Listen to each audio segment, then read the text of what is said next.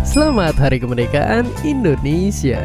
Negara kita punya sejarah panjang untuk bisa lepas dari penjajahan. Dari mulai Portugis masuk ke Nusantara, terus Belanda datang dan menjajah kita, lalu Inggris, Belanda lagi, muncul Jepang, sampai akhirnya kita merdeka.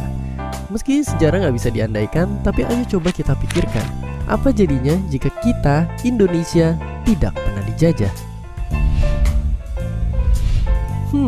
Jika itu terjadi, kawasan Indonesia sekarang kemungkinan besar berisi kerajaan-kerajaan yang tersebar di seluruh Nusantara.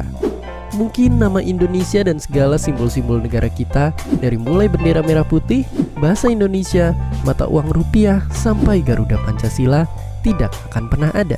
Bagaimana bisa begitu?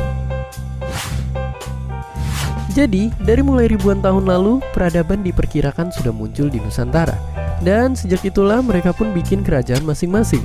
Lalu seiring berjalannya waktu, mereka saling serang dan saling menguasai sampai kerajaan-kerajaan pun silih berganti. Nah, jika Belanda tidak pernah datang untuk mulai menjajah, barangkali kerajaan-kerajaan yang pada waktu itu masih berdiri akan terus ada sampai saat ini.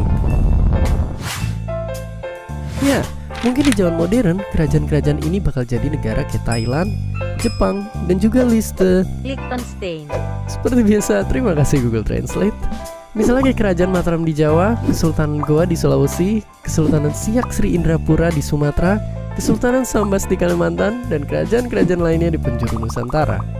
Artinya akan ada banyak negara dengan segala corak bangsa yang berbeda, dan itu semua mungkin bikin kita perlu nunjukin paspor kalau kita mau main ke pulau tetangga. Dan gak cuma itu, jika Cornelis de Houtman waktu itu kesasar dan gagal nyampe di pelabuhan Banten, mungkin Belanda dan negara-negara Eropa lainnya gak bakal sekaya sekarang.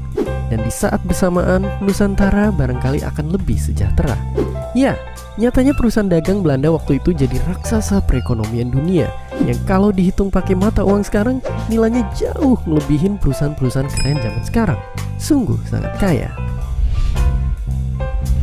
Meski begitu, sejarah kelam janganlah menjadi dendam. Memori bahwa kita pernah dipekerjakan paksa, diadu domba, dilarang bicara, ditindas hak-haknya sampai dibuat bodoh dan dibiarkan merana. Sejarah harus jadi pengingat bahwa kini manusia Indonesia harus bangkit, bersatu, dan berjuang demi mewujudkan cita-cita dan menjadi bangsa yang cerdas, kuat, dan hebat. Merdeka. Dan seperti biasa, terima kasih.